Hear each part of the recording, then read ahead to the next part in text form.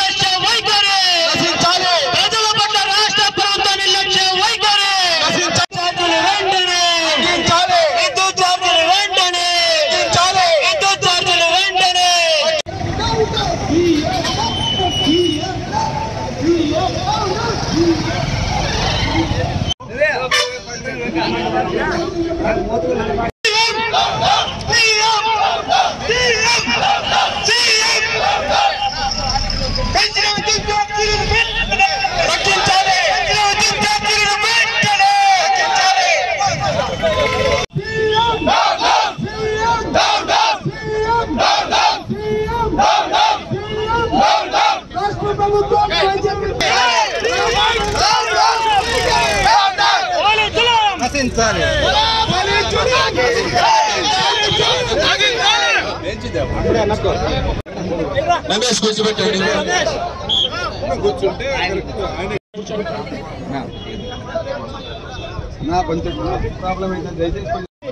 కూర్చోండి, అందరూ కూర్చోండి. సీనా కూర్చోండి. పాల్గొన్న నాయకులందరూ కూడా పేరు పేరున నమస్కరిస్తూ ఆహ్వానిస్తూ ఆంధ్రప్రదేశ్ రాష్ట్రంలో వైఎస్ఆర్సీపీ అధికారంలోకి వచ్చిన తర్వాత 4 సంవత్సరాల రాష్ట్రంలో తగినంత విద్యుత్ సప్లై చేసుకోవడానికి కారణంగా ఈ రోజు రాష్ట్రంలో విపరీతంగా విద్యుత్ ఛార్జీలు పెంచివేయడం. 2000 అయితే కరెంటు బిల్లు 4000 రూపాయలు అయినటువంటి పరిస్థితి కనిపిస్తోంది. ఇది అద్దె కట్టాలా, లేకపోతే ఇంటి పన్ను కట్టాలా, లేకపోతే ఇంకో విధంగా మీ చెత్త పన్ను కట్టాలా అనేది ఇక్కడ ప్రజలు గమనిస్తున్నారు.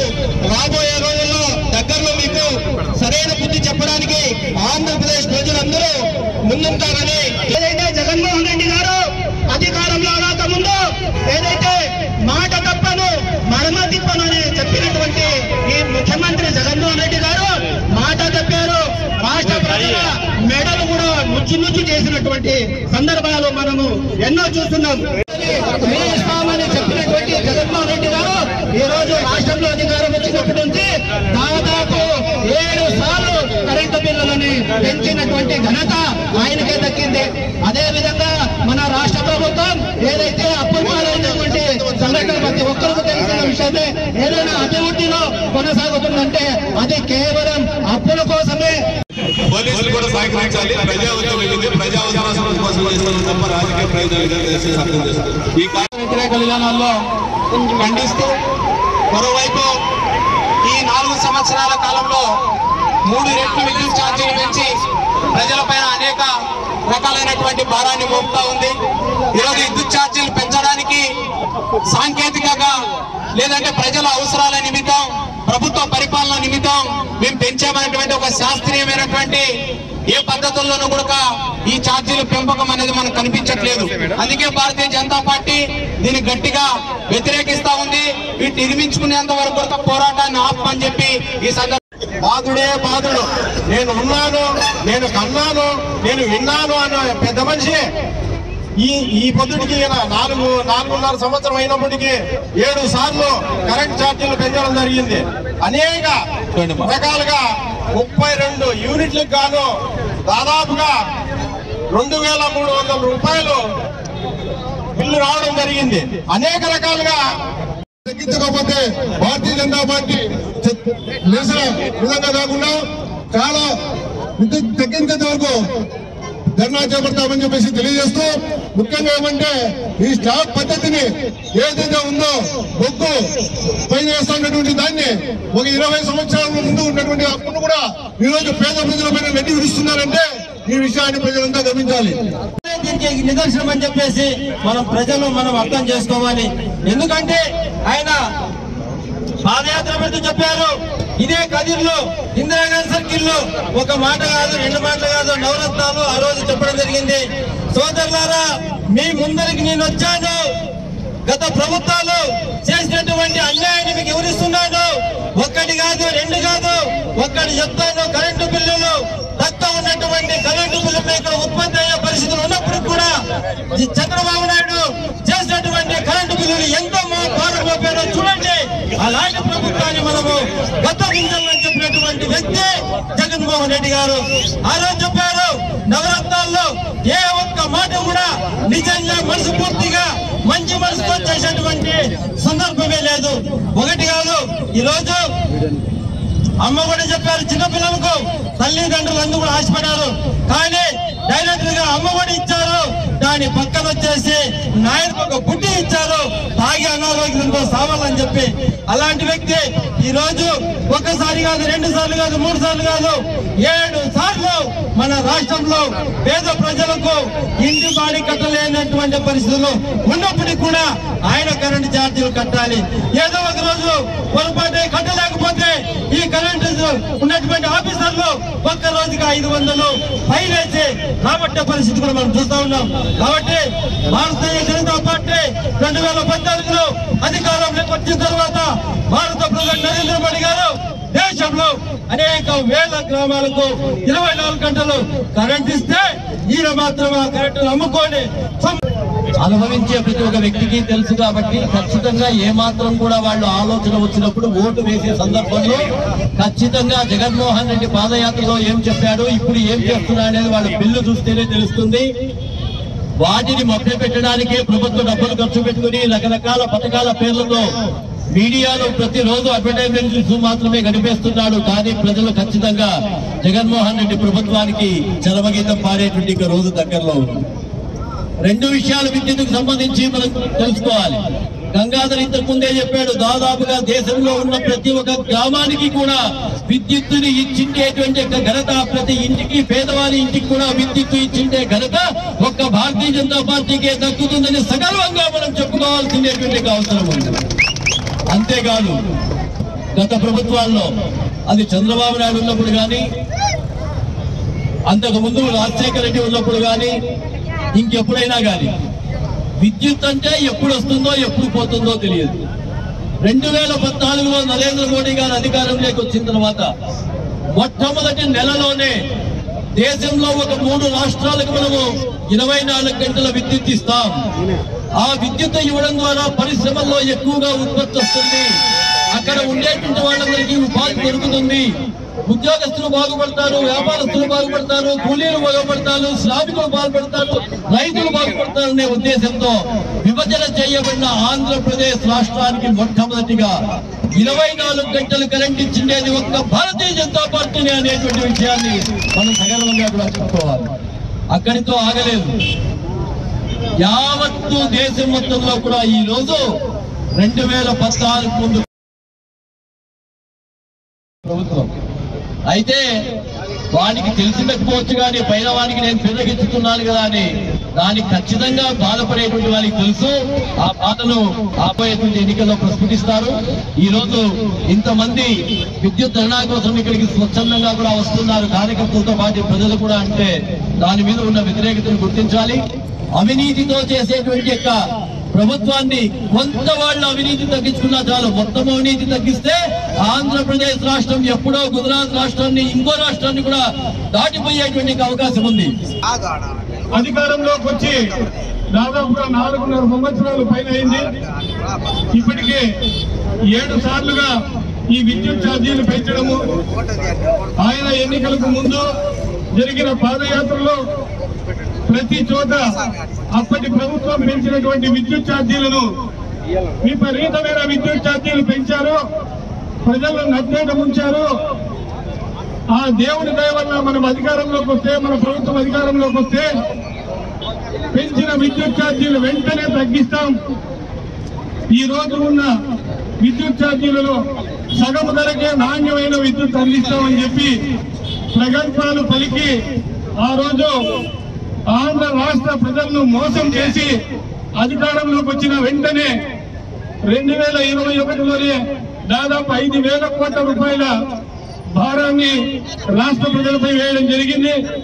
తరువాత ఒక సంవత్సరం తిరగకుండానే మరొక 3,000 రూపాయలు టాపప్ ఛార్జీల పేరుతో వేయడం జరిగింది. మళ్ళా ప్రతి సంవత్సరము వేలాది కోట్ల రూపాయలు ఈరోజు ప్రజలపై భారం మోపుతూ సామాన్య ప్రజలు ఒక ఇంటికి 120 రూపాయలు బిల్లు కట్టేటువంటి ప్రజలు కూడా ఈరోజు 800, 900 విద్యుత్ ఛార్జీలు, విద్యుత్ బిల్లులు కట్టలేని దౌర్భాగ్య స్థితిలో ఉన్నారు.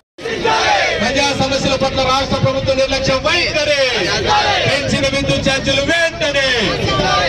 ఈరోజు ఇంత పెద్ద ఎత్తున ఈ రాష్ట్రంలో వైసీపీ అధికారంలోకి వచ్చిన తర్వాత 5 సార్లు విద్యుత్ ఛార్జీలు పెంచడం జరిగింది. సోదరులారా, ఈ రాష్ట్రంలో 1,90,00,000 మంది ఈరోజు విద్యుత్ ఛార్జీలు ఈ రాష్ట్ర ప్రభుత్వం పెంచిన కారణంగా చెల్లించలేని పరిస్థితుల్లో విద్యుత్ అధికారులు వాళ్ళ ఇళ్లకు వచ్చి విద్యుత్ మీటర్లు తొలగిస్తున్నారు, విద్యుత్తును కట్ చేస్తున్నారు, అవమానం చేస్తున్నారు, పేదలను ఈ రోజు భయప్రాంతాలకు గురి చేస్తున్నారు. దీన్ని భారతీయ జనతా పార్టీ తీవ్రంగా ఖండిస్తుంది. 2019లో అధికారంలోకి రాకముందు తెలుగుదేశం ప్రభుత్వం ఎంత ఛార్జీలు ఉన్నాయి, వైఎస్ఆర్ కాంగ్రెస్ పార్టీ ప్రభుత్వం ఎంత ఛార్జీలు పెంచింది, ఈ రోజు ఈ రాష్ట్ర ప్రభుత్వం ఈ రోజు ప్రజలకు చెప్పాల్సిన అవసరం ఉంది. జగన్మోహన్ రెడ్డి గారు అధికారంలోకి వచ్చే సమయానికి 50 యూనిట్లకు ఈ రాష్ట్రంలో ధరను మనం ఒకసారి పరిశీలిస్తే 2019లో 52 రూపాయలు కట్టేటువంటి వాళ్ళు పేదలు ఈ రోజు అదే 50 యూనిట్లకు 150 రూపాయలు వసూలు చేస్తున్నారు. అంటే జగన్మోహన్ రెడ్డి గారు 50 రూపాయల విద్యుత్ ఛార్జీను 150 రూపాయలు పెంచడం జరిగింది. సోదరులారా, 450 యూనిట్ల విద్యుత్ ఛార్జీకి కరెంటు బిల్లు 2019లో 2,406 రూపాయలు ఉంటే జగన్మోహన్ రెడ్డి గారు ఈ రోజు ఎంత ఛార్జ్ చేస్తున్నారు? 2023లో 450 యూనిట్లు కరెంటు వాడుకుంటే 4,387 రూపాయలు ఛార్జ్ చేస్తున్నారు. ఈ రాష్ట్రం తిరోగమనం అయిపోతుందా, పురోగమనం అయిపోతుందా చెప్పాల్సినటువంటి అవసరం ఉంది. ఈ రాష్ట్రంలో పేదలకు ఈ రోజు విద్యుత్ ఛార్జీల పేరు మీద నిట్టను కూడా మోసం చేశారు. 4 సార్లు విద్యుత్ ఛార్జీలు పెంచారు. పేదలకు ఈ రోజు అన్యాయం చేయడం జరిగింది. నవరత్నాలు అనేటువంటిది జగన్మోహన్ రెడ్డి గారు ప్రభుత్వ కార్యాలయాల్లో బోర్డులు పెట్టాడు, ముఖ్యమంత్రి కార్యాలయంలో బోర్డులు పెట్టాడు. ఏమన్నా చెప్పని 2024లో కూడా నవరత్నాలు గెలిపిస్తాయని చెప్తాడు. నేను అడుగుతున్నా, మీకు నవరత్నాల పేరుతో మీరు అధికారంలోకి వచ్చిన ప్రభుత్వం ఈ రోజు కరెంటు ఛార్జీలకు 9 రకాలుగా ఛార్జీలు పెంచారు. 1 ట్రూ అప్ ఛార్జీ అంటారు, 2 డిస్కమ్ల నష్టాలు అంటారు, 3 సర్దుబాటు బిల్లులు అంటారు, 3 ఫిక్స్డ్ డిపాజిట్ అంటారు, డిస్కమ్లో డ్యూటీ అంటారు, పాత సర్వీస్ ఛార్జీ అంటారు, కొత్త సర్వీస్ ఛార్జీ అంటారు. ఇది కాకోకుండా ప్రభుత్వం కొనుగోలు చేసేటువంటి ధరలు ఏవైతే ఉన్నాయో ఆ ధరలు పెంచి వాటిని కూడా పేదల మీద చేస్తారు. నేను అడుగుతున్న జగన్మోహన్ రెడ్డి గారు, మీరు ఈ రోజు 4 రూపాయలు దొరికే కరెంటును 20 రూపాయలకి ఎందుకు కొంటున్నారు? ఈ 16 రూపాయలు జరుగుతున్నటువంటి కుంభకోణం ఉంది. ఈ రాష్ట్రంలో మీరు కొనుగోలు చేస్తున్నటువంటి అధిక ధరలు పేదలు ఎందుకు కొనుగోలు చేయాలి, పేదలు ఎందుకు బిల్లు కట్టాలని చెప్పి ఈ ప్రభుత్వాన్ని అడుగుతున్నా. ఎవరిని అడిగి మీరు 4 రూపాయల కరెంటు యూనిట్ ధరను కొనుగోలును 20 రూపాయలు చేశారని నేను అడుగుతున్నా. విద్యుత్తుకు సంబంధించి ప్రభుత్వం అంచనా వేసింది, మేము కొనుగోలు 45,000 రూపాయలు, 45,000 కోట్ల రూపాయలు కొంటున్నాం కరెంట్ అనేటువంటి వాళ్ళు చెప్తున్నారు.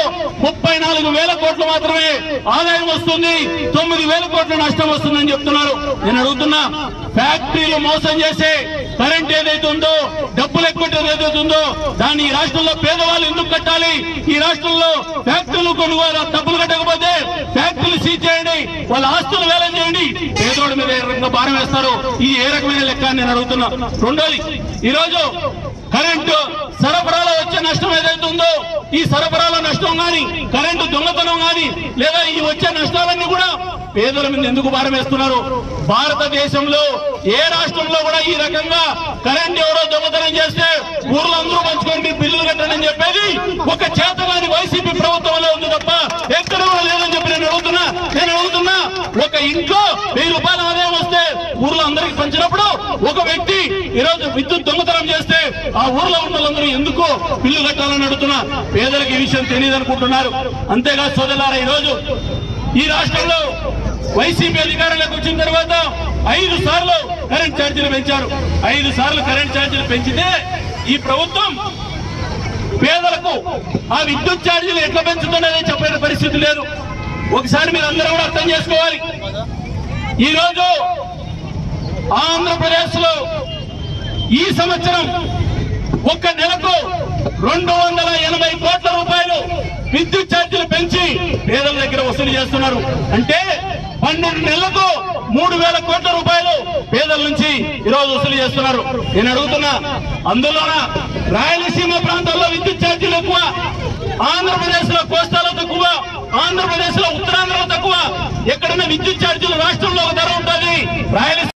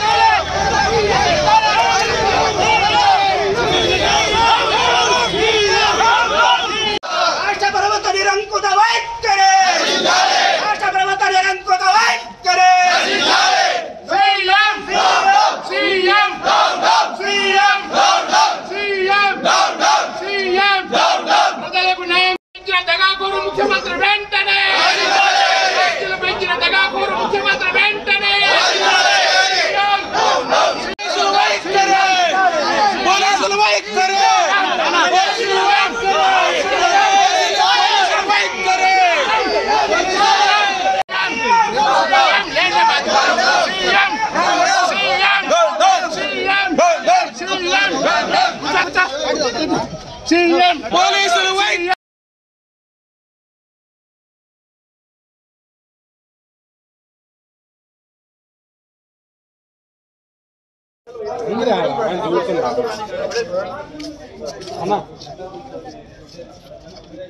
भारत माता की जय, भारत माता की जय।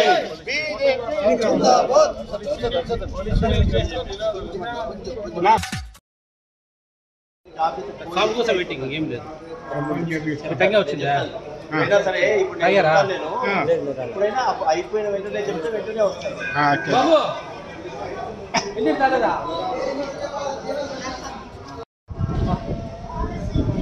వాళ్ళు పట్టించుకోకుండా మనం ఉండకూడదు.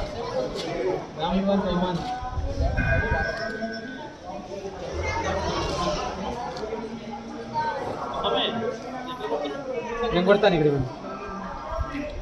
అది కొట్టండి మీ చేత ఇవ్వండి రండి బయట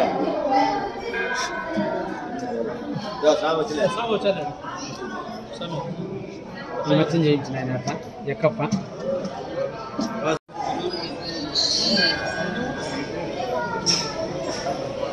కానీ స్వామి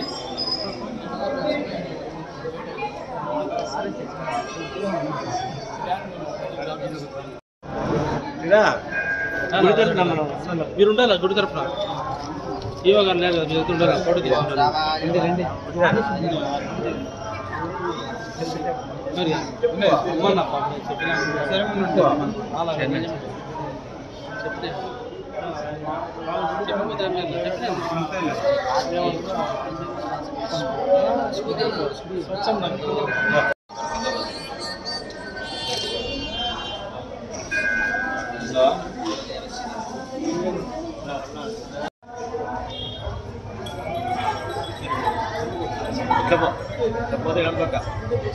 బిల్డింగ్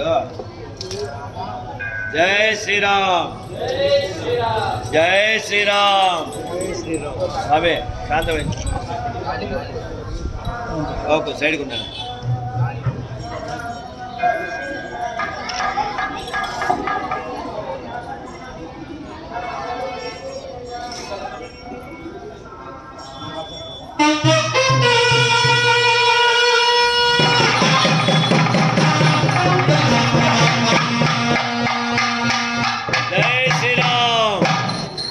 जय श्री राम जय श्री राम।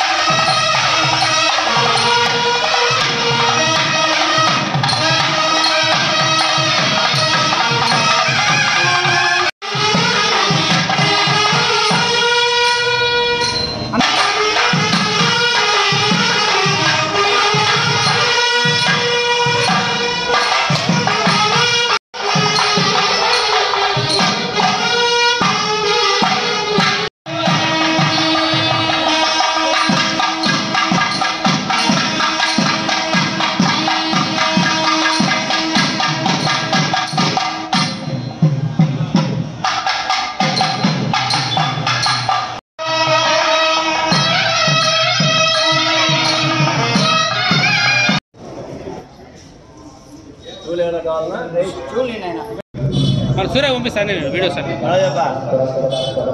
గన్నేర్పులు ఆమె ఇప్పుడు వచ్చింది అదైంది ఫ్రెష్గా ఉంది.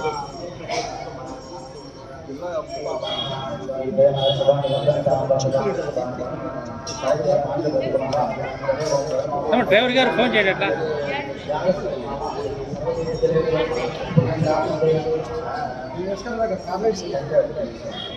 సార్ మీ వెనకాల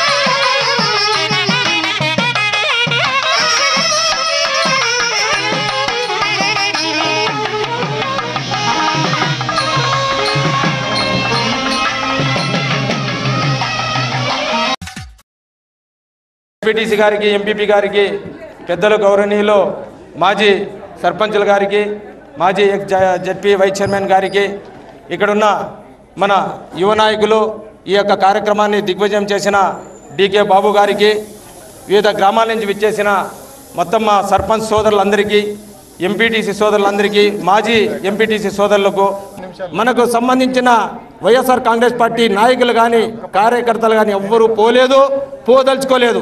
అదేవిధంగా చెప్తున్నా, ఆ రోజు మాజీ ముఖ్యమంత్రి ముందర ఏదో మేము నష్టపోయినాము, మేము చాలా ఆస్తులు అమ్ముకైనాము, ఇండ్లు అమ్ముకైనామని చెప్పి ఇదే మండలం నుంచి పోయిన మాజీ చెప్పడం జరిగింది.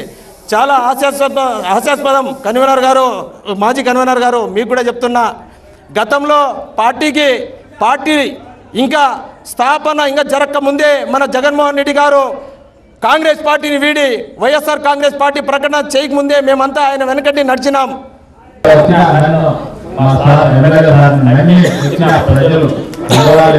అందరికీ వాళ్ళకు ధన్యవాదాలు చేసుకుంటున్నా.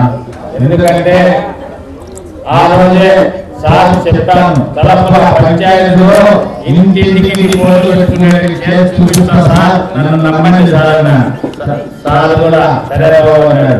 ప్రతి ఒక్క పని మా ఎమ్మెల్యే సార్ ఆదేశాల మేరకు ప్రతి ఒక్క పని వాళ్ళు ప్రజలు అడుగుతానే, కులాయి నీళ్ళు అంటేనే, రోడ్లు అంటేనే అది ఇంత అనేది మాకు తెలియదు. డబ్బు గిన్నె ఆలోచించకుండా పనులు చేసుకుంటా పోతున్నాం మా ఎమ్మెల్యే సార్ ఆదేశాల మేరకు. ఈరోజు కూడా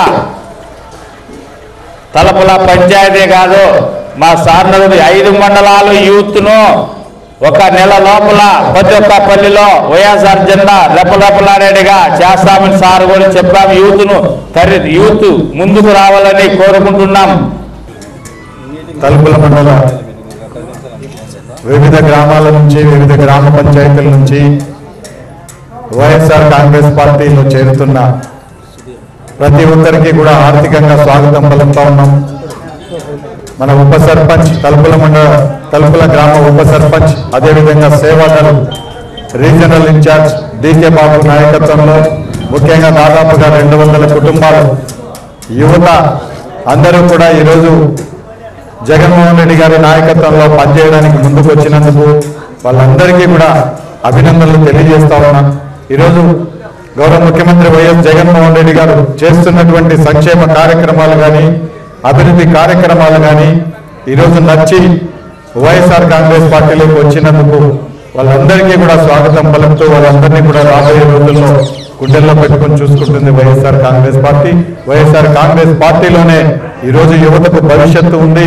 ఈరోజు భారతదేశ చరిత్రలోనే ఏ రాష్ట్రంలో కూడా ఏ ముఖ్యమంత్రి చేయని విధంగా ఈరోజు ఓవైపు సంక్షేమాన్ని, ఓవైపు అభివృద్ధిని 2 కళ్ళుగా భావిస్తూ ఈరోజు ఆంధ్రప్రదేశ్ రాష్ట్రాన్ని అన్ని రకాలుగా కూడా ఈరోజు ముందుకు తీసుకుపోతున్నారు గౌరవ ముఖ్యమంత్రి గారు.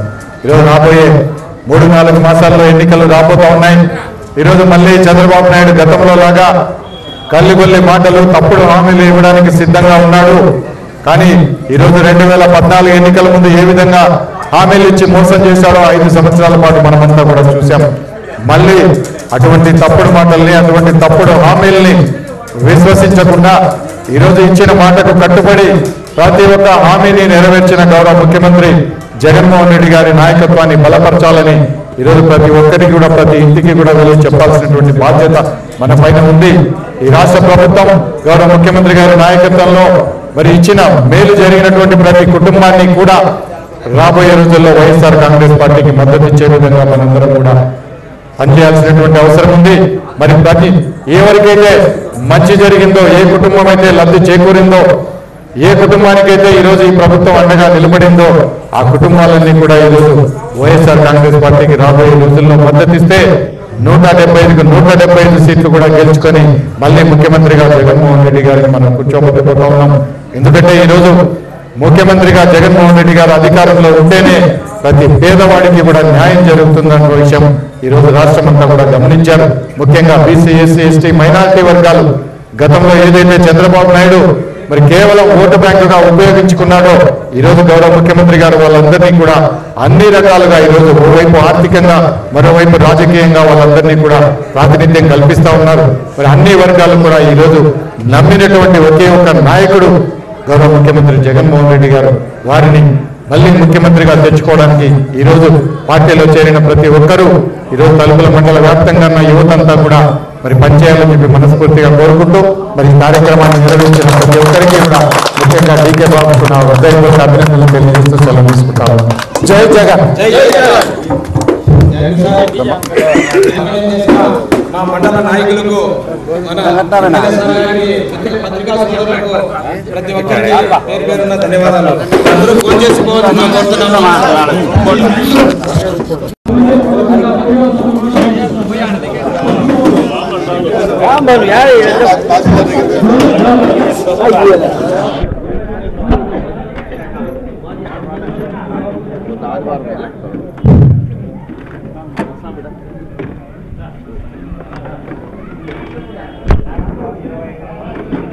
అందరూ గ్రౌండ్ లోకి రావాల్సిందిగా కోరుతున్నాం.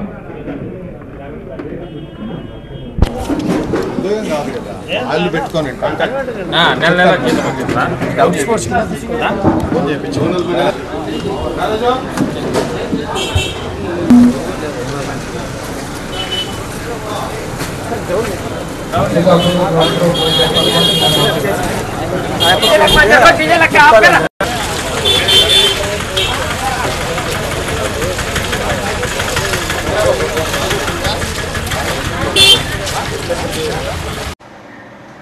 ఇవి ఈరోజు వార్తలు. తిరిగి రేపటి వార్తల్లో కలుసుకుందాం. సెలవు. నమస్కారం.